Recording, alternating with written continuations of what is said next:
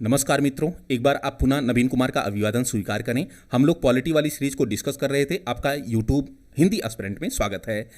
भाई, पिछला वाला वीडियो हमने आपको दिया संविधान की प्रमुख अनुसूचियों को, आपने काफ़ी अच्छा पसंद किया, उसके लिए थैंक यू सो मच।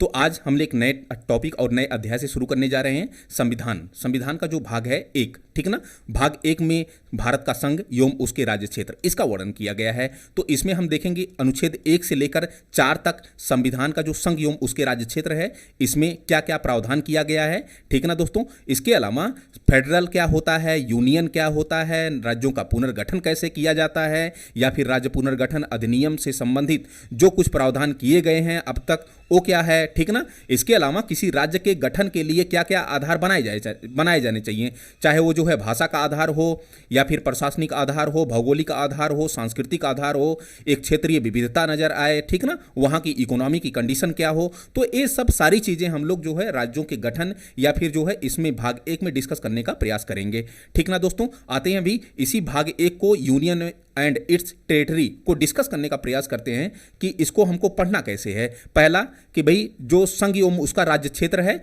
इस संघ एवं राज्य क्षेत्र को हम संविधान के भाग एक में पढ़ेंगे, ठीक ना। तो भाग एक आज हम पढ़ने वाले हैं उसको। फिर संविधान के किस अनुच्छेद से संबंधित है ये, तो संविधान के अनुच्छेद 1 से लेकर 4 तक संघ एवं उसके राज्य क्षेत्र का वर्णन किया गया है। इसमें हम दो शब्दों को पढ़ेंगे, एक तो भारत के संघ या राज्यों का संघ, फिर दूसरा शब्द हम पढ़ेंगे भारत का राज्य क्षेत्र, ठीक ना दोस्तों। तो राज्यों का संघ एक अलग पॉइंट है, एक अलग जो है शब्द है, और भारत का राज्य क्षेत्र एक अलग शब्द है। दोनों को जो है थोड़ा सा अंतर जानने का प्रयास करेंगे। फिर यूनियन क्या होता है, या फिर भारतीय संविधान से यूनियन किस प्रकार जो है स्पेशल तौर पर जुड़ा हुआ है। वहीं पर फेडरल जो शब्द है वह किस प्रकार अमेरिकी शब्द से जुड़ा हुआ है। अच्छा भैया, दोनों के मध्य अंतर क्या होता है, ये सब सारी चीजें हम लोग डिटेल से डिस्कस करेंगे। इसके अलावा इस पर हम लोग एक मेंस का क्वेश्चन भी देखेंगे कि किस प्रकार मेंस के क्वेश्चन बन सकते हैं। फिर हम राज्य पुनर्गठन से संबंधित जो आयोग हैं, ठीक है ना, चाहे फजल अली आयोग हो, या फिर जो है श्रीधर आयोग हो, या फिर अनदर जेबीपी आयोग हो, तमाम जो आयोग गठित किए गए हैं राज्य पुनर्गठन से संबंधित या राज्यों के गठन से संबंधित, तो वो सब सारी चीजें हम लोग डिस्कस करेंगे। राज्यों का गठन का आधार क्या बनाया जाना चाहिए, चाहे वो भाषा हो, क्षेत्रीयता हो, मतलब कि भौगोलिक दिशा हो, या फिर प्रशासनिक ढांचा हो, जनसंख्या, वहां की पॉपुलेशन हो, अथवा अर्थव्यवस्था एवं जो है वहां का कल्चर क्या है, ठीक है ना। तो वो सब सारी चीजें हम लोग डिस्कस करने का प्रयास करेंगे। फिर हम लास्ट में देखेंगे कि भाई किस राज्य का कब गठन किया गया, क्योंकि यहां से भी प्री में क्वेश्चन पूछा गया है, यहां आपका मेंस का पॉइंट कुछ बन जाएगा, ठीक ना। तो जो भी क्वेश्चन मेंस के बन सकते हैं या प्री के बन सकते हैं, उन सारे क्वेश्चन को हम लोग डिस्कस करेंगे एक एक करके। तो आते हैं भाई, इसको आप लोग थोड़ा सा ड्राफ्टिंग कर लीजिएगा। ड्राफ्टिंग जिस हिसाब से की गई है उसी हिसाब से आप ड्राफ्टिंग करिएगा, आपसे रिक्वेस्ट है। आते हैं भाई, हम लोग स्लाइड के माध्यम से थोड़ा सा समझते हैं कि भी इस संघ एवं राज्य क्षेत्र में हम लोग पढ़ने क्या वाले हैं। तो हमने बताया कि आपको अनुच्छेद 1 से लेकर अनुच्छेद 4 तक इसका वर्णन इसमें किया गया है, और ये संविधान का भाग 1 है। भैया, संविधान में कितने भाग हैं, 22 भाग हैं। तो 22 भाग में आप पहला भाग पढ़ने जा रहे हैं, संघ एवं उसके राज्य क्षेत्र। तो सवाल है कि अनुच्छेद 1 में क्या है, तो सुनना जरा। अनुच्छेद 1 में कहा गया है कि इंडिया, जो कि भारत है, राज्यों का एक संघ होगा। आप यहां पर देख रहे होंगे कि भारत का 2 नाम मेंशन किया गया है, एक इंडिया और एक भारत, ठीक है ना। तो अगर आपसे पूछे कि संविधान में कितने नामों का जिक्र है, तो हिंदुस्तान का जिक्र नहीं है, भारतवर्ष का जिक्र नहीं है, इन सब चीज का जिक्र नहीं है, ठीक ना। आर्यावर्त का जिक्र नहीं है, जम्बू द्वीप का जिक्र नहीं है। ये सब जो आप हिस्ट्री में पढ़ते हैं, इन सब का जो है मेंशन नहीं किया गया। हाँ, इंडिया और भारत 2 शब्दों का इस्तेमाल किया गया है। चूंकि देखिए, जब संविधान का निर्माण हो रहा था तो उतने समय संविधान जो निर्मात्री सभा थी या संविधान सभा थी, उसमें कुछ सदस्य जो है इंग्लिश मीडियम के थे। जैसे आज हिंदी मीडियम इंग्लिश मीडियम का जो है एक समस्या बनी हुई है, ठीक है ना। तो उसी प्रकार संविधान जब बन रहा था तो इंग्लिश मीडियम वाले भी थे, हिंदी मीडियम वाले भी थे। इंग्लिश मीडियम वाले कह रहे थे कि नहीं, इंडिया नाम शामिल करना थोड़ा सा ठीक होगा, चूंकि ये दक्षिणपंथी थे, दक्षिण वाले ज़्यादा थे, ठीक है ना। वहीं पर जो नॉर्थ अमेरिका के लोग थे, नॉर्थ अमेरिका के जो है कैंडिडेट थे जो संविधान सभा में, वो चाह रहे थे कि नहीं, भारत में जो है संविधान में भारत का नाम सिर्फ भारत ही रहे, इंडिया ना हो, ठीक है ना। अच्छा, इंडिया कहीं ना कहीं जो है एक यूनानियों की देन है, और कहीं ना कहीं पश्चिमी कल्चर या पश्चिमी सभ्यता या शब्द को भी डिनोट करता है, इसलिए थोड़ा सा कतरा रहे थे कि इंडिया शब्द शामिल ना करके, चूंकि ये हमारा जो है हमारे ऊपर इन्होंने शासन भी किया है, तो इंडिया शब्द शामिल ना करके केवल भारत शब्द शामिल किया जाए। लेकिन अब देखिए सारी चीज लेकर चलनी पड़ती है, तो भारत और इंडिया दोनों शब्दों को शामिल किया गया और कहा गया कि इंडिया दैट इज भारत, मतलब कि इंडिया जो कि भारत है, राज्यों का एक संघ होगा। ठीक ना भैया? तो भारत अपना है प्यारा सा, तो सभी राज्यों को मिलाकर एक संघ बनाया गया, तो उसी को कहा गया कि इंडिया जो कि भारत है, राज्यों का एक संघ होगा। अब थोड़ा सा यहां पर समझने का यह प्रयास करते हैं कि संघ की दो इंग्लिश होती है, एक यूनियन शब्द होता है संघ की इंग्लिश, एक फेडरल शब्द, दोनों का मतलब संघ ही होता है। तो सवाल है कि दोनों में अंतर क्या है, तो अंतर को हम लोग ध्यान में रखेंगे अमेरिकी संविधान को लेकर और जो है भारतीय संविधान को लेकर। चूंकि देखिए यूनियन शब्द का जो दोस्तों प्रयोग है यह भारतीय संविधान में किया गया है, वहीं जो फेडरल शब्द का प्रयोग है यह जो है अमेरिकी संविधान में किया गया है। तो थोड़ा सा जानने का प्रयास करते हैं कि दोनों में क्या अंतर है, या फिर अमेरिकी संविधान की अपनी क्या विशेषता है और भारतीय संविधान में जो यूनियन शब्द इस्तेमाल किया गया है उसकी अपनी क्या विशेषता है। आते हैं दोस्तों, डिस्कस करते हैं कि भाई दोनों में क्या अपना अंतर है। ठीक ना? तो पहला कि फेडरल क्या है, तो फेडरल शब्द मैं बताऊं कि इसका हिंदी जो अर्थ होता है, हिंदी में इसका मतलब संघ ही होता है। ठीक ना? लेकिन जो फेडरल है यह अमेरिकी संविधान में लिया गया है या अमेरिकी संविधान में इसका वर्णन किया गया है। तो सवाल है कि इसकी पृष्ठभूमि क्या है, तो थोड़ा सा इसको जानने का प्रयास करते हैं कि इसकी पृष्ठभूमि क्या है। अमेरिका, चूंकि अमेरिका देखिए भी, अमेरिका भी एक जो है यूरोपीय कॉलोनी रहा था, ब्रिटिशर्स की कॉलोनी रहा था। तो उतने समय कुल 13 राज्य थे, जब ब्रिटिशर्स कॉलोनी हुआ करती थी तो 13 राज्य थे। तो 13 राज्यों ने मिलकर कहीं न कहीं अमेरिका को स्वतंत्रता दिलाई और 13 राज्यों ने मिलकर एक परिसंघ बनाया। यह हुआ कि हम लोग जो है एक देश की भांति जो है आगे चलकर व्यवहार करेंगे और हम अलग नहीं होंगे। ठीक है ना? इन्होंने एक प्रकार का समझौता किया और कहा कि इन राज्यों ने कहा कि हम उस राज्य की तरह बने रहेंगे, लेकिन कुछ शक्तियां इस परिसंघ को दे देते हैं, हालांकि राज्यों की स्वतंत्र पहचान अपनी बनी रहेगी। ठीक ना दोस्तों? तो ये थोड़ा सा आपको पृष्ठभूमि जाननी पड़ेगी कि जो फेडरल है उसकी पृष्ठभूमि क्या थी। तो भाई जब ब्रिटिशर्स का शासन था तो ब्रिटिशर्स को जो है ब्रिटिशर्स से आज़ाद होने के लिए अमेरिका के 13 राज्यों ने यह प्रयास किया और 13 राज्यों ने एक समझौता किया, बाद में इसी को कहीं न कहीं परिसंघ कहा गया। और ये जो को फेडरल में कहा गया कि अपना एक परिसंघ होगा और परिसंघ के अलावा जो राज्य होंगे, राज्य की स्वतंत्र जो पहचान है वो बनी रहेगी। फिर बाद में एक फिलाडेल्फिया सम्मेलन होता है। फिलाडेल्फिया सम्मेलन के बाद ये होता है कि जो कुछ पावर है वो केंद्र को दे दी जाए, परिसंघ को दे दी जाए, जिसके बाद इसका नाम फेडरल पूरी तरह पड़ गया। अब देखिएगा जरा, अमेरिकी संविधान बना जिसमें फेडरल शब्द का प्रयोग हुआ है, जिसमें केंद्र और राज्य को लगभग बराबर शक्तियां दी गई हैं। यहां पर आपको राज्य, जैसे भारत में जो है केंद्र के पास ज़्यादा शक्तियां दी गई हैं, भारत में संघीय शासन व्यवस्था है, तो भारत में केंद्र को ज़्यादा शक्तियां दी गई हैं। लेकिन अमेरिकी संविधान में अगर बात की जाए तो अमेरिकी राज्यों में जो है, अमेरिका में जो राज्य हैं उनको ज़्यादा पावर देते हुए हमको जो है दिखाई दे रहा है। ठीक ना? तो ऐसा कुछ सिस्टम जो है फेडरल सिस्टम के अंतर्गत आया कि भैया जो अमेरिकी संविधान है वो अपने अंदर जो है फेडरल शब्द का प्रयोग किया है और भारतीय संविधान में यूनियन शब्द का प्रयोग किया गया है। तो ये आपको एक पृष्ठभूमि मिल गई कि पृष्ठभूमि आज़ादी के बाद से हम जो है थोड़ा सा रिलेट कर पाएंगे कि किस तरह 13 राज्यों ने मिलकर जो है अमेरिका को स्वतंत्रता दिलाई और बाद में इन्हीं ने अपना जो है एक को फेडरल बनाया। बाद में फिलाडेल्फिया सम्मेलन होता है और इसी फिलाडेल्फिया सम्मेलन से जो है उभर कर फेडरल आता है। तो बाद में जब 1789 में अमेरिका संविधान बनता है, अमेरिकी संविधान का निर्माण होता है, तो उसमें फेडरल शब्द का इस्तेमाल किया जाता है, जिसमें केंद्र और राज्य दोनों को बराबर लगभग शक्तियां प्रदान की जाती हैं। तो ये आपका थोड़ा सा बैकग्राउंड हो गया। तो बैकग्राउंड थोड़ा सा आप जो है इसको जरूर जो है नोट डाउन करिएगा। ठीक ना भैया? अब ये जानने का प्रयास करते हैं कि आखिर फेडरल और यूनियन दोनों में अंतर क्या है। ठीक ना? तो फेडरल अलग शब्द है, यूनियन अलग शब्द है। फेडरल, देखिए फेडरल क्या होता है। फेडरल, ये जो फेडरल फेडरल अमेरिकी संविधान में प्रयोग किया गया है, तो कहा गया है कि यह राज्यों के बीच एक समझौते का परिणाम है। तो आपने देखा कि 13 जो राज्य थे, इन 13 राज्यों ने मिलकर एक समझौता किया। ठीक ना? तो समझौतावादी एक डायमेंशन हमको नजर आता है फेडरल सिस्टम में। लेकिन भारत में जो है कि भारत का जो यूनियन है यह राज्यों के बीच किसी समझौते का परिणाम नहीं है। मतलब कि राज्य जो मिलकर बने हैं, राज्यों को मिलाकर जो यूनियन बना है, यूनियन से बाहर राज्य हो ही नहीं सकते हैं। ठीक ना? तो किसी समझौते का यह परिणाम नहीं है। मतलब कि जो भी चीज़ें अगर किसी समझौते का परिणाम होती हैं तो वो संघ से या उस जो है समूह से अलग हो सकती हैं। लेकिन भारत का जो यूनियन है, भारत का जो संघ है, वह किसी समझौते का परिणाम नहीं है, बल्कि जो फेडरल है वह राज्यों के बीच समझौते का परिणाम है। ये थोड़ा सा अंतर आप देख सकते हैं। अतः यह जो है राज्य मतलब कि जो भारतीय राज्य हैं वह संघ से कभी अलग ही नहीं हो सकते हैं। संविधान, भारत का जो संविधान है वह इसकी इजाज़त नहीं देता है। लेकिन सवाल है कि क्या फेडरल से राज्य अलग हो सकते हैं? तो फेडरल का जो सामान्य सिद्धांत है वो कहता है कि भाई फेडरल से अलग राज्य हो सकते हैं, लेकिन कुछ परिस्थितियों के कारण या कुछ परिस्थितियों से राज्य जो है फेडरल से अलग हो सकते हैं यदि कुछ परिस्थितियां उत्पन्न हो जाएं। लेकिन मैं बताते चलूं आपको कि अमेरिकी जो संविधान है, अमेरिकी संविधान में कहीं पर भी किसी भी ना तो भाग में, ना तो जो है कोई प्रक्रिया, ना तो किसी अनुच्छेद में ये वर्णन किया गया है कि राज्यों को संघ से या फेडरल से अलग होने का अधिकार होगा। ऐसी कोई बात नहीं की गई है। हाँ, कुछ चीज़ें हैं कि जैसे आपका फेडरल आज़ादी के बाद एक्चुअली कई बार ऐसा हुआ कि कई राज्यों ने जो है स्वतंत्र होने की मांग करी। अभी हाल ही में आप देखे होंगे कि जो इतने समय न्यूज़ चल रहा है टेक्सास प्रांत का, टेक्सास चाह रहा है, टेक्सास ने एक जो है प्रस्ताव जारी किया और कहा कि हम जो है अब की बार एक प्रस्ताव जारी कर रहे हैं कि जो है अमेरिकी या फेडरल से हम अलग होने का प्रयास कर रहे हैं, ठीक ना। ये रेफरेंडम करवाने का प्रयास कर रहे हैं टेक्सास वाले कि रेफरेंडम के माध्यम से हो सकता है कि हमको जो है अमेरिका या यूनाइटेड नेशन से, यूएसए से हमको जो है अलग कर दिया जाए, ठीक ना। तो टेक्सास इससे पहले भी कहीं ना कहीं आज़ादी की मांग कर चुका था।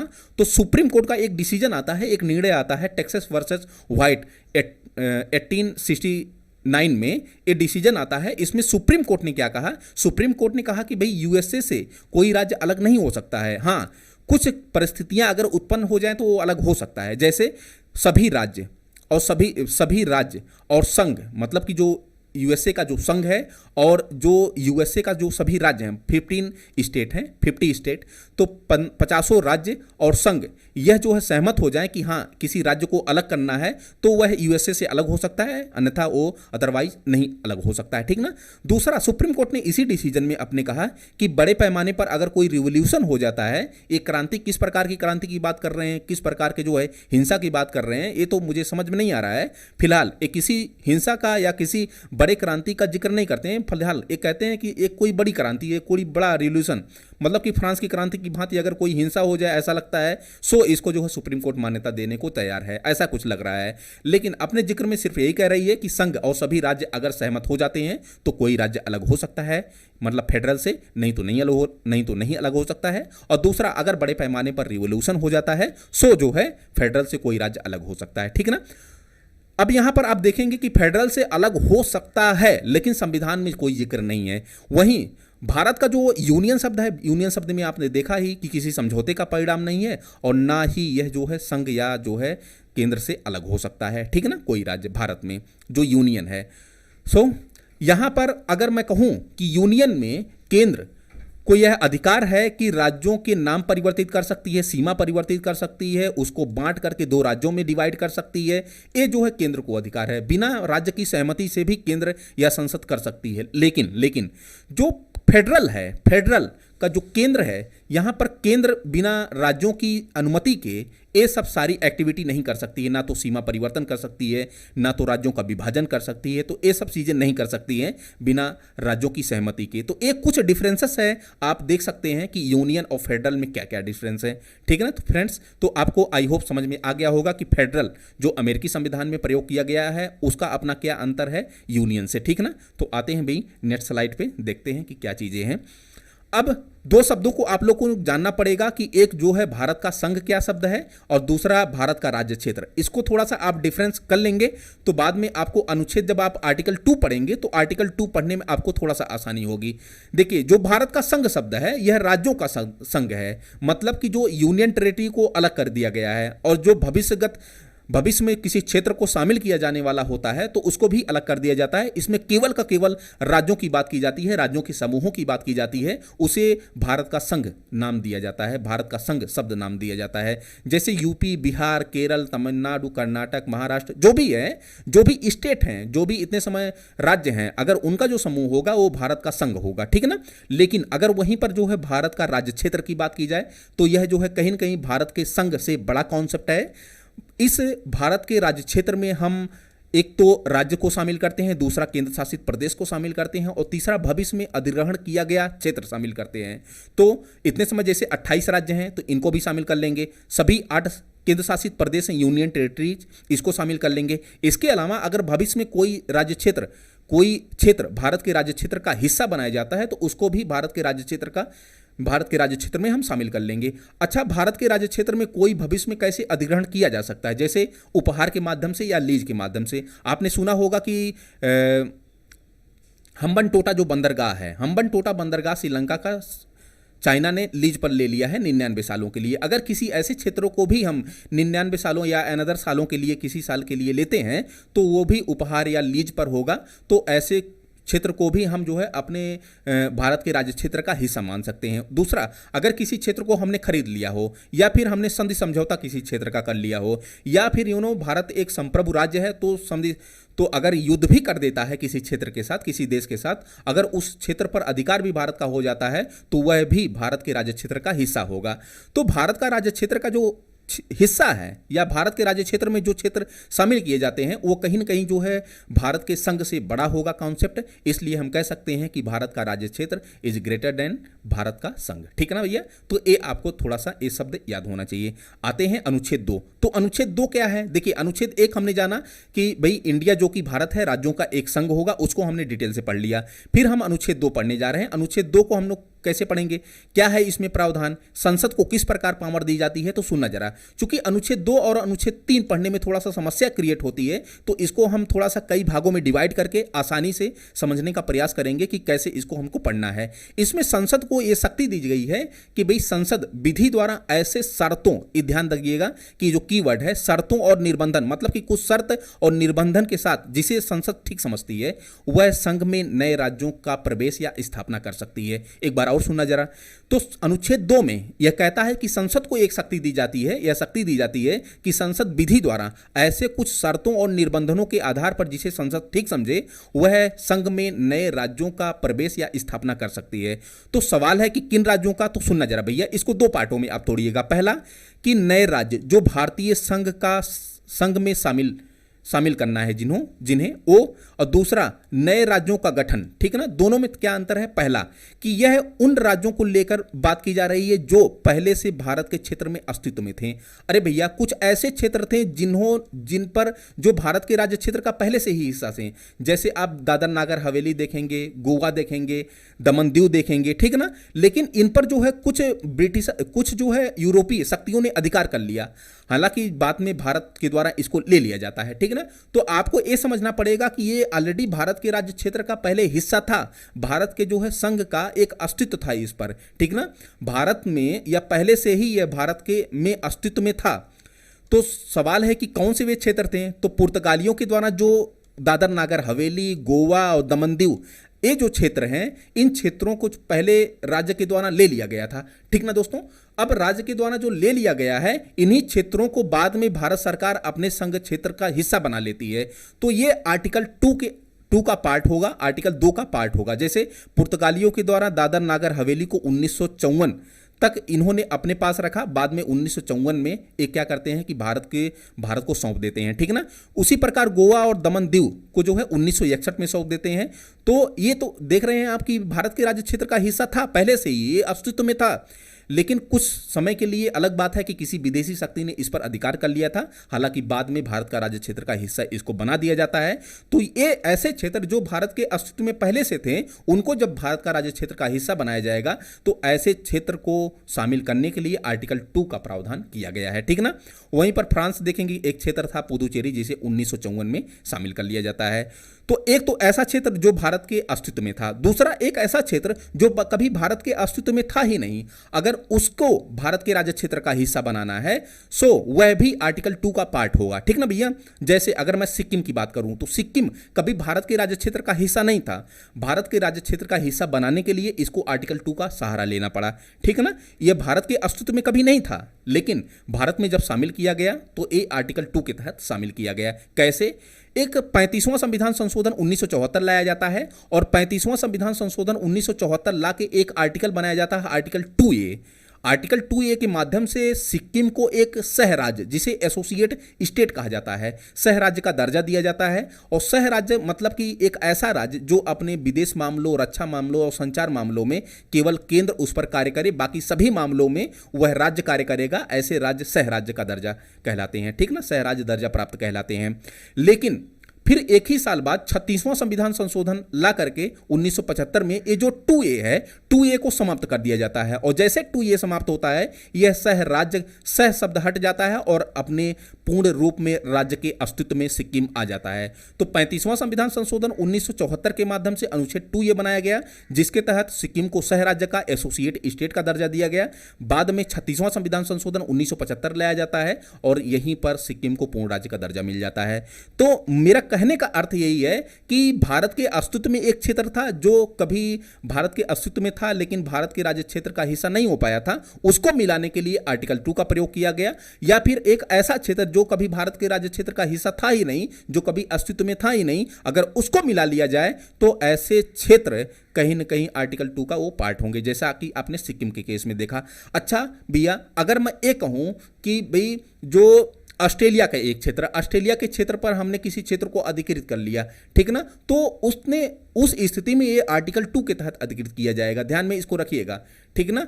आते हैं अब हम लोग इसको थोड़ा सा इरेजर कर लेते हैं, इसको आप लोग नोट डाउन कर लीजिएगा। क्योंकि देखिए 2 आर्टिकल 2 अगर आपको कंप्लीट हो जाएगा, अच्छे से समझ में आ जाएगा, तो आर्टिकल जो 3 है, अनुच्छेद 3 समझने में समस्या नहीं क्रिएट होगी, ठीक ना। तो एक आप जो अस्तित्व में भारत के थे उसको आप लेकर आधार बनाएंगे और दूसरा जो अस्तित्व में नहीं थे उसको लेकर आप आधार बनाएंगे, ठीक ना भैया। तो ये आपका आर्टिकल 2 हुआ, ठीक है ना। तो कल हम आर्टिकल 3 देखेंगे। आज के लिए इतना ही। Thank you so much for watching this video.